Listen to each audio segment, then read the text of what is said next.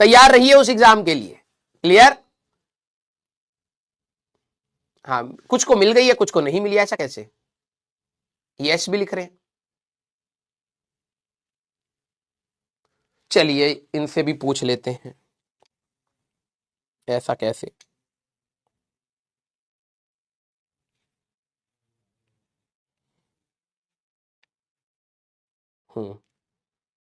ठीक है, कोई नहीं, ये वाला करो, आगे आगे जो शीट्स है वो मैं आपको प्रोवाइड करता हूं, ठीक है?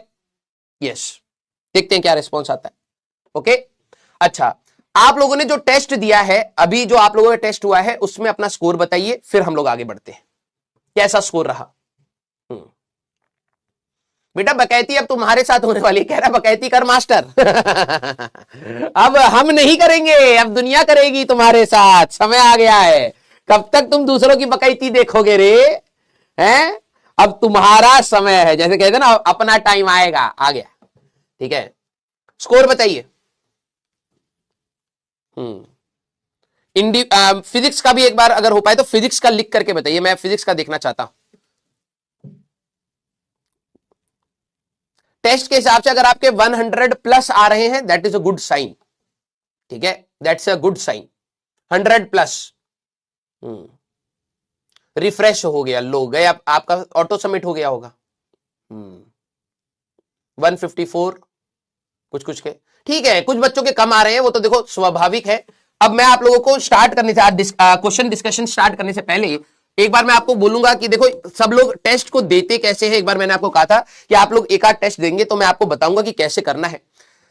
किन किन का पेपर में सवाल छूट जाते हैं, छूट जाते मतलब टाइम मैनेज का इशू आता है, सारे बच्चे पहले मेरे को ये बताएं। एक एक टाइम पर एक एक प्रॉब्लम को सॉल्व करेंगे। अभी मैं जो टेस्ट में होता है कि हमारे पास पेपर में आते हुए क्वेश्चन या पेपर में टाइम मैनेजमेंट का इशू है, जरा ये बताइए, टाइम मैनेजमेंट का इशू है, और वो क्वेश्चन छूट जाते हैं जो एग्जाम के बाद आपको लगता है यार ये तो मैं कर सकता था। आज इसको डील करेंगे, अगली क्लास में वो। वेरी गुड, कई सारे बच्चे इसको डील कर लेते हैं, बस छोटा सा मैं एक आपको बताऊंगा।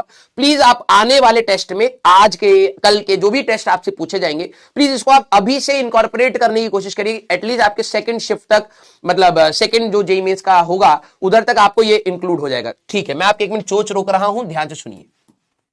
भाई देखो, अगर आपको यहां पर टाइम मैनेजमेंट का इशू है, और टाइम मैनेजमेंट ये नहीं कि सर मैं फिजिक्स को बराबर नहीं दे पा रहा, केमिस्ट्री को बराबर नहीं दे पा रहा हूं, मैथ्स, ये वाला टाइम मैनेजमेंट नहीं कह रहा हूं। होता क्या है कि हमारे पास क्वेश्चन आपको आते हैं, क्वेश्चन आपको आते मतलब क्या होता है, अब ये भी कि सर हमें आंसर पता है या कंसेप्ट पता है, दोनों हो सकते हैं। आपको हो सकता हो आंसर भी पता हो, अप्रोच भी पता हो, कंसेप्ट भी पता हो, कैलकुलेशन क्या थी ये भी पता हो, सारी चीजें अगर आपको आती है, बट प्रॉब्लम ये हुई कि आप टाइम मैनेज नहीं कर पाए। ये मेरे साथ बहुत प्रॉब्लम होता था। ठीक है, टाइम मैनेज नहीं हुआ। ठीक है, और उसके चक्कर में हमारे साथ क्या हुआ, मैं आपका ज्यादा टाइम नहीं लूंगा क्योंकि आपका रिवीजन टाइम बहुत इंपॉर्टेंट है। ठीक है, तो इसलिए हम लोग जल्दी जल्दी कंसेप्ट डिस्कस कर लेंगे उन सवालों के जो मुझे लग रहे हैं कि थोड़े से डिफरेंट है, और वो आपको एक बार और सोच लेने चाहिए। ठीक है, तो प्रॉब्लम है कि आप टाइम मैनेज नहीं कर पाए, और आपसे हुआ क्या, एक या दो सवाल, एक सवाल भी अगर आपका ऐसा छूट गया एग्जाम में जो आपको आता था और आप उसको कर सकते थे, भाई 4 मार्क्स आपकी जिंदगी बदल सकता है, बिलीव मी। यहां पर हर 4 मार्क्स आपके लिए इंपॉर्टेंट है। ठीक है, तो आपको क्या करना है, पहले बात, नो सब्जेक्ट प्रेफरेंस। देखो पेपर को ना फेजेस में दिया जाता है, ये मैंने खुद से, मतलब हमारे टाइम, अब तो आजकल यूट्यूब है, आपको बहुत सारी स्ट्रेटेजीज एंड ऑल ये सारी चीजें पता लग जाती है, हमारे टाइम में नहीं था।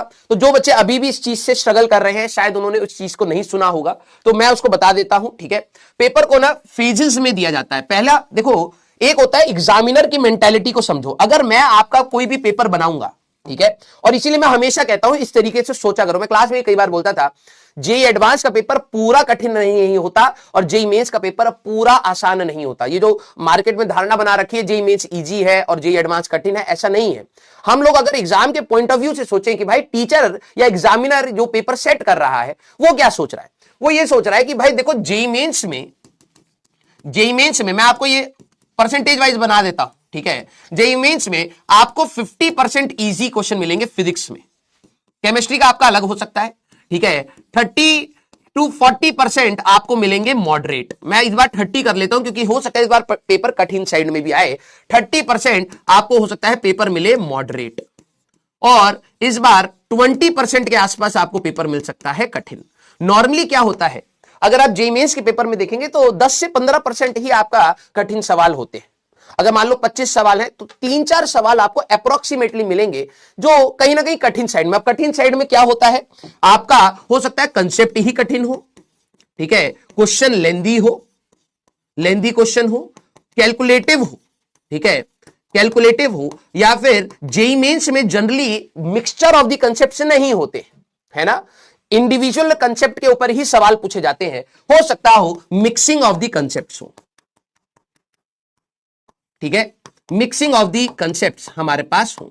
तो आप ये मान के चलिएगा इस बार आपको 4 या 5 सवाल ऐसे हो सकते हैं जो आपके कठिन हो, 4 या 5 क्वेश्चंस के आसपास मैं आपको कह रहा हूं कि ये हो सकते हैं जो आपके कठिन हो। 20 मार्क्स अप्रोक्सीमेटली अगर आप देखें, 100 मार्क्स का अगर फिजिक्स का पार्ट है तो 80 मार्क्स, जो बच्चे कहते हैं ना कि सर मेरे 80 आ रहे हैं, हर बार टीचर कहता है अगर 80 आ रहे हैं that's a very good sign, ठीक है। आप उसमें पैनिक मत करिए यार कि मेरे 80 ही आ गए या 75 ही आ गए।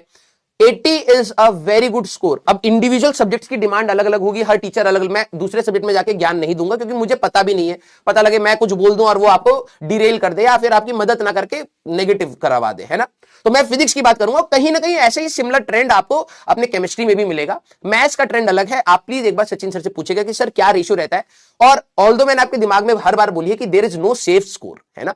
आप अपना बेस्ट देकर आइए, वही आपका सेफ स्कोर है। उससे नीचे जैसे आप 100 मार्क्स तक ला सकते थे लेकिन आप लेके आ रहे हो 70, तो आपने बेवकूफी करी, है ना। तो आपका सेफ स्कोर है कि जो आपको आता है वो आप अच्छे से अटेम्प्ट करके आ जाए, that is your safe score for JEE mains 1। JEE mains 2 की बात अलग होगी क्योंकि वो अब डू एंड डाई वाली सिचुएशन हो जाती है कि भाई अब 100 मार्क्स का आपका सेफ स्कोर है, अब आप 100 मार्क्स ही स्कोर करके नहीं आ सकते, आपको जेईई मेंस में कम से कम 150 मार्क्स आपको आएंगे तो आपको शायद बेहतर मिल जाए, है ना। तो वहां पर अलग कहानी होती है। तो अब बात क्या है, जब भी आप पेपर को देते हैं तो फेजेस में दीजिए। आप कोई सब्जेक्ट प्रेफरेंस मत रखिए, एक बार करके देखना बेटा, सब्जेक्ट प्रेफरेंस आप मत रखिए। कुछ बच्चे को होता है यार मेरे को ना केमिस्ट्री अच्छी लगती है तो मैं केमिस्ट्री से पेपर देना स्टार्ट करता हूं। अब ये टेम्परामेंट की बात है, ये आपको लगेगी सर आप तो ये खाली फालतू की बातें बता रहे हो, लिटरली बता रहा हूं, ये छोटे छोटे इंपैक्ट्स आपको ना एग्जाम में जब आपको दिखेंगे तब आपकी एफिशिएंसी पर इंप्रूवमेंट आएगी, ठीक है, डेफिनेटली आएगी। ये मैंने खुद से करके देखा है और मुझे पता है कि इससे आती है, ठीक है। कोई सब्जेक्ट प्रेफरेंस मत रखिए। एग्जाम से पहले आपका फेवरेट सब्जेक्ट हो सकता है, आपको हो सकता है फिजिक्स में मजा आता हो, आपको हो सकता है केमिस्ट्री हो, किसी के लिए मैथ्स हो, लेकिन एग्जाम में हर एक सवाल भले वो फिजिक्स का हो, केमिस्ट्री का हो, मैथ्स का हो, वो आपको 4 मार्क्स देगा और यही 4-4 मार्क्स आपको जोड़ जोड़कर एक अच्छी कॉलेज तक पहुंचाएगा, है ना। तो एग्जाम में मेरे लिए कोई सब्जेक्ट प्रेफरेंस नहीं होता था। मेरे सामने अगर मैथ्स खुल गई तो मैं मैथ्स करना स्टार्ट कर दूंगा, केमिस्ट्री खुल गई तो केमिस्ट्री करना स्टार्ट कर दूंगा, फिजिक्स खुल गई तो फिजिक्स करना स्टार्ट कर दूंगा। मेरे को इससे मतलब नहीं है ना, पहले फिजिक्स के क्वेश्चन देखता हूं, अच्छा ये तो भारी है भाई, अपना मेंटल ट्रॉमा में डाल दिया, अरे यार फिजिक्स मेरी वीक है, फिजिक्स में तो गंदे गंदे सवाल हैं भाई, पता नहीं क्या होगा, केमिस्ट्री पर जाता हूं। केमिस्ट्री का पहला सवाल देखा, वो कठिन था उस पेपर का, क्योंकि 4-5 सवाल तो आपको कठिन मिलेंगे ही, हो सकता है पहले में ही कहीं पे दिख जाए, फिर आप टेम्परामेंट आपका ही हो गया यार फिजिक्स तो मैंने ऊपर से देखी वो तो कठिन थी, और जब मैं केमिस्ट्री देख रहा हूं 2 सवाल तो मेरे यहीं अटक गए, मॉरल गया डाउन, ठीक है। There is no subject preference. आप ये चीज समझिए, हो सकता है ये परसेंटेज का रेशियो फिजिक्स का, केमिस्ट्री का, मैथ्स का अलग होगा, बट फॉर श्योर फेज 1 आपका पेपर का ये होना चाहिए कि आप रीडिंग कर रहे हैं। ध्यान सुनना, मेरे सामने अगर केमिस्ट्री खुला तो मैं केमिस्ट्री की रीडिंग करना स्टार्ट करूंगा, अच्छा ये वाला सवाल आयनाइजेशन पोटेंशियल का है, हाँ यार ये टॉपिक तो सर ने बताया था, ये मुझे आता है, इसके ऑप्शन ये है, एक बार टिक कर लिया, मार्क नहीं करा, टिक कर लिया कि हाँ भाई ये है, और उसको तुम्हारे पास तो सीबीटी है, तुमने मार्क ऐसे रिव्यू कर लिया कि यार इसको देख लेंगे। फिर उसके बाद तुम नेक्स्ट क्वेश्चन गए, अरे यार इसमें तो ना कैलकुलेशन लग रही है आयनिक इक्विलिब्रियम का, मैं अभी नहीं जाऊंगा, मेरे को थोड़ा सा इरिटेटिंग लगता है, छोड़, उसी समय छोड़ दे, दिमाग नहीं कि आयनिक इक्विलिब्रियम आ गया मैं करूं, ना ना ना, ठीक है। मेरे को आता है भले, लेकिन अगर मैं कंफर्टेबल जोन में नहीं हूं उस सवाल के लिए, हल्का सा भी कंफर्टेबल जोन में नहीं हूं, फॉर द टाइमिंग साइड अभी अगली बार आकर के देखूंगा इसमें क्या था।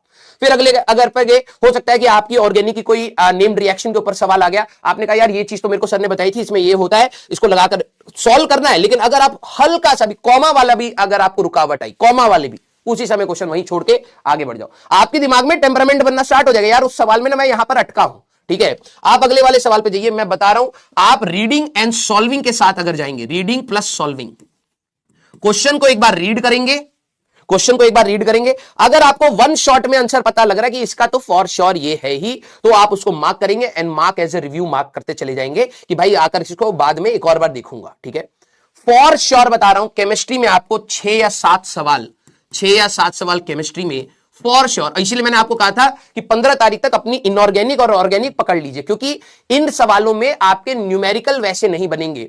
ठीक है, हो सकता है आपको कैलकुलेशन ना करनी पड़े, कुछ रिएक्शंस करनी पड़े, कार्बोकैटायन की शिफ्टिंग करनी पड़े, कुछ ऑर्डर्स बनाने पड़े, ऑर्डर्स याद करे होंगे वो लिखने पड़े, वो करना पड़ेगा। बट आपको 6 या 7 सवाल मिनिमम मैं बता रहा हूं, मिनिमम आप 1 शॉट में कर ले जाएंगे। और इनका जो टाइम आएगा वो अप्रोक्सीमेटली 1 मिनट के आसपास का ही आएगा।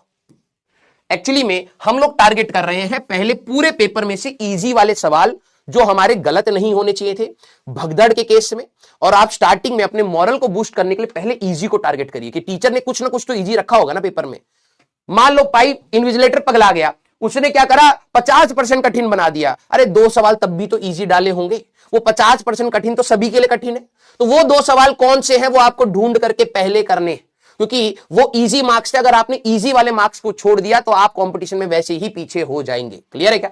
ठीक है, ऐसे ही आपको अपने 6 के आसपास मैं बता रहा हूं 6 से 7 सवाल आपको फिजिक्स में भी मिलेंगे जो आप मिनिमम कैलकुलेशन या फिर लॉजिक के हिसाब से या फिर डेटा के हिसाब से, कई बार मोमेंट ऑफ इनर्शिया तक डायरेक्टली पूछे। आपको फॉर्मूला पता है, A = G sin θ / 1 + k²/r²। आपको रेडियस ऑफ गायरेशन निकालना पड़ा, थोड़ा सा कैलकुलेशन करा, एक्सेलरेशन देखी किसकी एक्सेलरेशन ज्यादा है कम है, आपने आंसर मार्क कर दिया। मान लो टॉर्क कैलकुलेशन आ गई या थर्मोडायनेमिक्स में ग्राफ दे दिया, वर्क डन पूछ लिया। तो इसमें बहुत न्यूनतम आप ये बोलिए कि कैलकुलेशन थी कि पीवी का ग्राफ दे रखा है और आपको बोल दिया कि भाई इसका वर्क डन बता दो, या फिर एक वीटी का ग्राफ दे रखा है पीवी में कन्वर्ट करना, तो थोड़ा सा तो टाइम लगेगा ही। ठीक है, फिजिक्स में हो सकता है थोड़ा सा टाइम लगे, 1 या 2 मिनट के अप्रोक्सीमेटली आपको 6 या 7 सवाल डेफिनेटली मिलेंगे, फॉर श्योर मैं बता रहा हूं।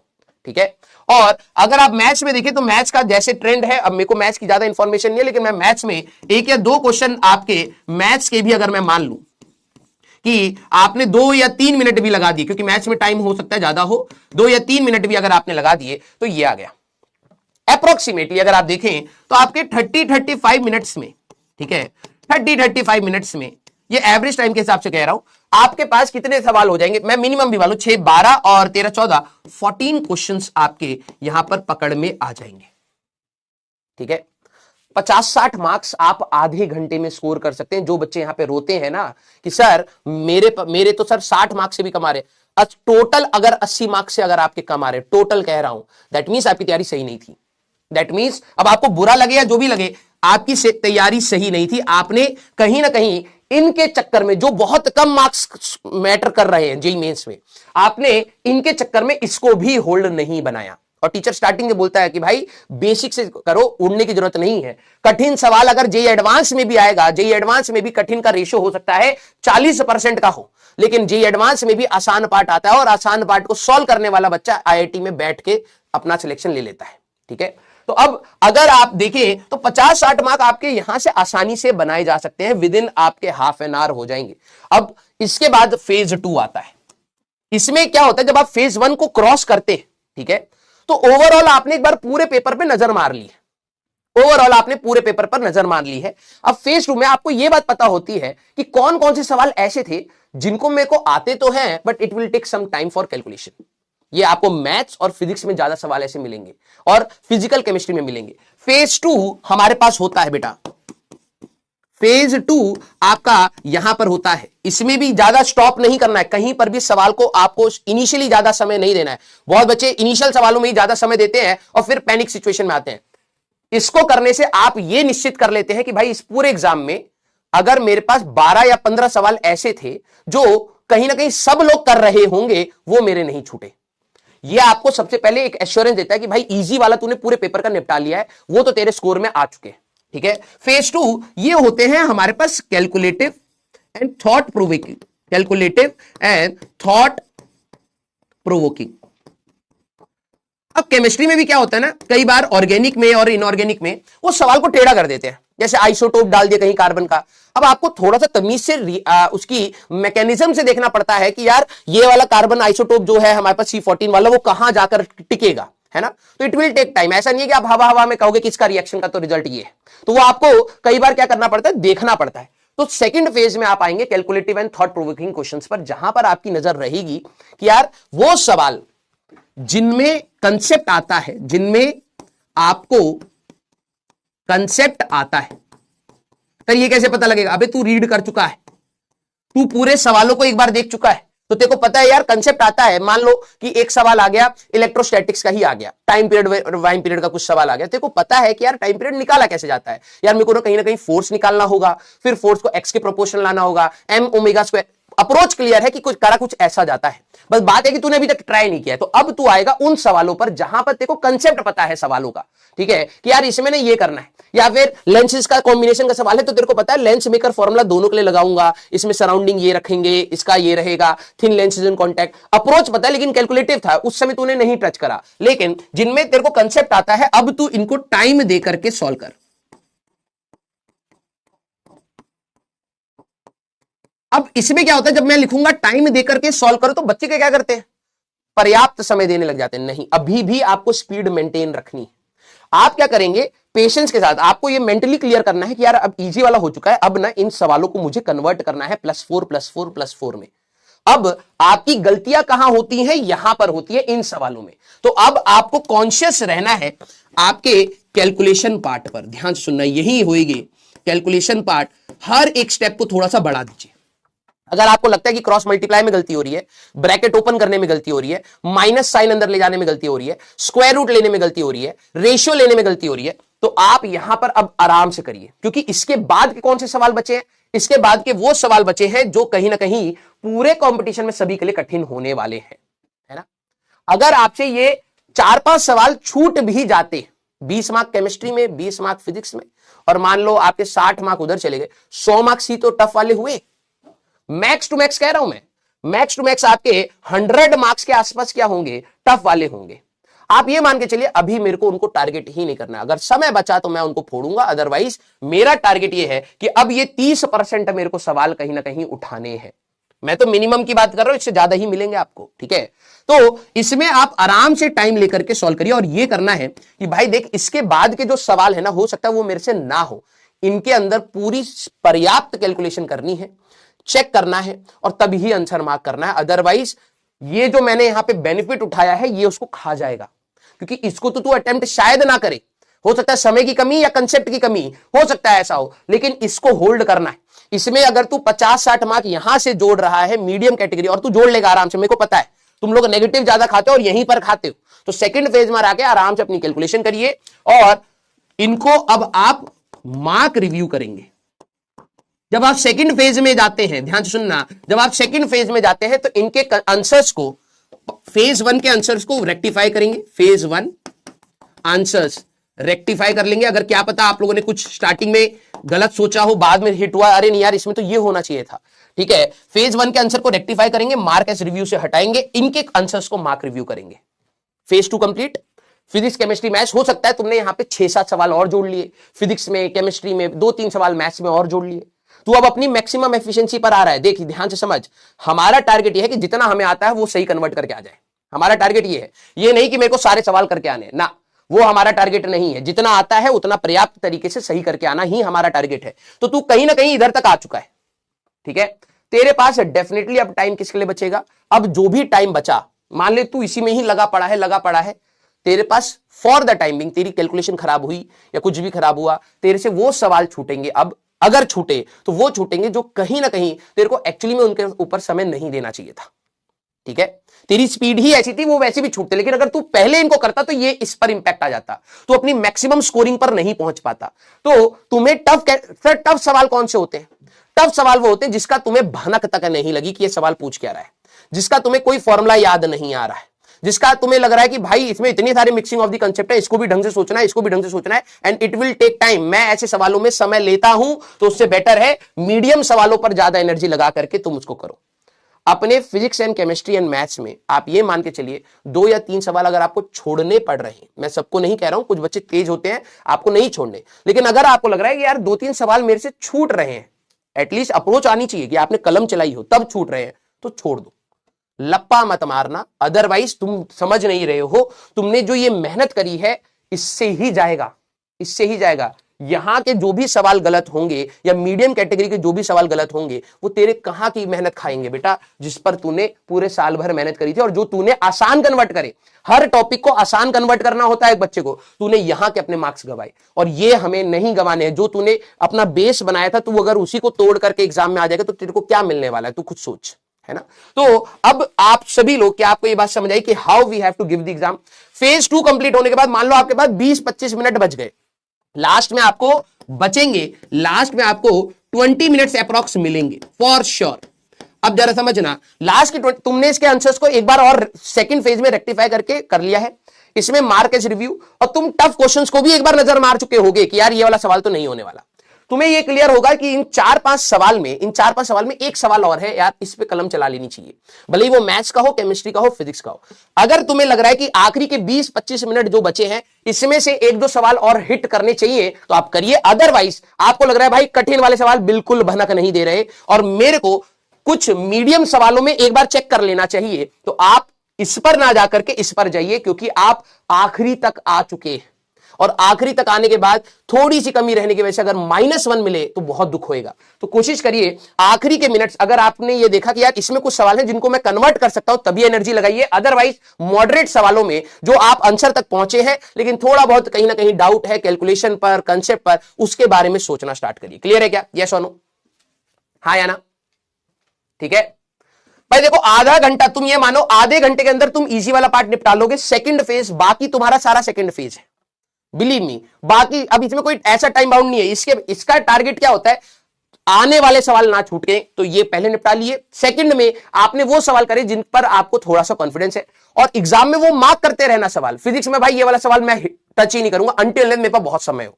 मैथ्स में ये 5 सवाल हैं जिनको मैं टच नहीं करूंगा अनटिल एंड अनलेस मेरे पास बहुत समय हो। केमिस्ट्री में 3 सवाल हैं जिनको मैं टच नहीं करूंगा अनटिल अनलेस मेरे पास बहुत सवाल हो, बहुत समय हो। तभी आपको मॉडरेट वाले जो क्वेश्चन है उनके लिए टाइम फ्रेम बच जाएगा। आपके दिमाग में रहेगा यार मेरे को नहीं 7-8 सवाल छोड़ने हैं अभी के लिए, ठीक है, इनको मैं टच नहीं करूंगा, बाकी सारे सवालों के लिए मेरे पास टाइम है। क्लियर है क्या? यस और नो? हाँ या ना? बेटा अब एक बच्चा कह रहा है सर पढ़ते समय सब आ जाता है, टेस्ट दो तो दिक्कत आती है। यही तो एक कला है जिसके ऊपर आपको महारत हासिल करनी है, और इसके ऊपर भी घिसिए। जब आपके टॉपिक्स वीक थे तो आपने टॉपिक्स पर मेहनत करी तो टॉपिक्स इंप्रूव हुए, अब आप टेस्ट को देने का तरीका भी इंप्रूव करेंगे तो आपके टेस्ट में मार्क्स भी इंप्रूव होंगे। क्लियर है क्या? यस और नो? सर नेगेटिव हो रहे हैं, दैट मींस आपने या तो अपने कंसेप्ट ही गलत बनाया। अगर इजी वाले पार्ट के कंसेप्ट आपके सही होते तो नेगेटिव नहीं होंगे, नेगेटिव आपके यहां हो रहे हैं चाचा। तो ज्यादा क्वेश्चन अटेम्प्ट मत करिए, कम से कम करिए और ढंग से करिए बस। क्लियर है क्या? यस। सर फेज 1 मार्क करना है क्या? हाँ, तुम्हारे पास मार्क एज ए रिव्यू का भी ऑप्शन होता होगा, हमारे टाइम पे तो था, ठीक है। जितने भी मैंने सीबीटी टेस्ट दिए वहां पर मार्क एज ए रिव्यू का ऑप्शन होता है। इस क्वेश्चन को मार्क एज ए रिव्यू आपके में होता है? एक बार बता दीजिए। यस और नो?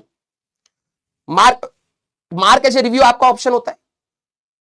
भाई देखो तुम इतने पेपर दिए हो, 4 सवाल तो फिजिक्स में फॉर श्योर होते हैं जिसमें तुम्हें डाउट भी नहीं होता है ना। तो आप उन सवालों में जिन पर आपको डाउट नहीं है उनको मार्क एज रिव्यू करने की जरूरत नहीं है, सिर्फ उन्हीं पर करना। यार एक बार देख लूंगा, दोबारा देख लूंगा, कहीं गलत ना हो जाए, उन्हीं सवालों को मार्क एज रिव्यू करना। और आखिरी के 20-25 मिनट अगर आपके बच रहे, अब आपके पास 2 तरीके होते हैं, या तो इस पर एनर्जी लगाओ, और आपने 2 बार सवाल रीड कर लिया होता है तो आपको लगता है यार लगाना चाहिए या नहीं चाहिए, या फिर इस पर एनर्जी लगाओ। मेरा यह मानना है अगर आपको ऐसा लग रहा है कि एक आध सवाल है जिसको आप कन्वर्ट कर सकते हैं और मॉडरेट पर आप अच्छी खासी एनर्जी लगा चुके हैं तो इस पर जाना, अदरवाइज मॉडरेट पे ही चिपके रहना। भाई तू मान ले तू 10 सवाल भी अगर छोड़ रहा है ना तो 40 मार्क का ही तो छोड़ा ना तूने। 260 मार्क इज गुड यार, गुड। उसके चक्कर में इसको मत खराब करके आना। क्लियर है क्या? यस हाँ या ना? तो यही है आपके पेपर को अटेम्प्ट करने का तरीका, ठीक है। प्लीज आप एक बार इसको ट्राई करिएगा, मैं बता रहा हूं, ये नहीं कि सर ने बताया देखेंगे कभी, प्लीज एक बार ट्राई करिएगा। डेफिनेटली आपको अपना स्ट्रेस लेवल कम मिलेगा, एंजाइटी आपको कम होगी, आपको अंदर से क्लैरिटी आएगी कि यार इनको करना चाहिए या नहीं करना चाहिए। बिलीव में एक बार करके देखिएगा। आपको जो बच्चे आखिरी में परेशान होते हैं ना, सर मैनेज नहीं हो पाता, कभी ये उस पर कूदते रहते हैं सवालों, कई बच्चे क्या होता है हल्का सा पेन को अगले पे कूद गए, फिर हल्का सा पेन को अगले पे कूद गए। ऐसा नहीं करना है, आपको रुकना भी है, ठीक है। और कितना रुकना है वो आपको फेजेस बताते चले जाएंगे। क्लियर है क्या? यस और नो? प्लीज एक बार आप ट्राई करिएगा एंड आई अश्योर यू आपको बेनिफिट डेफिनेटली मिलेगा, क्योंकि ये मेरे को बेनिफिट मिला, क्योंकि मेरे दिमाग में ये क्लियर हो गया था भाई आने वाले क्वेश्चन तो अब नहीं छूटने वाले।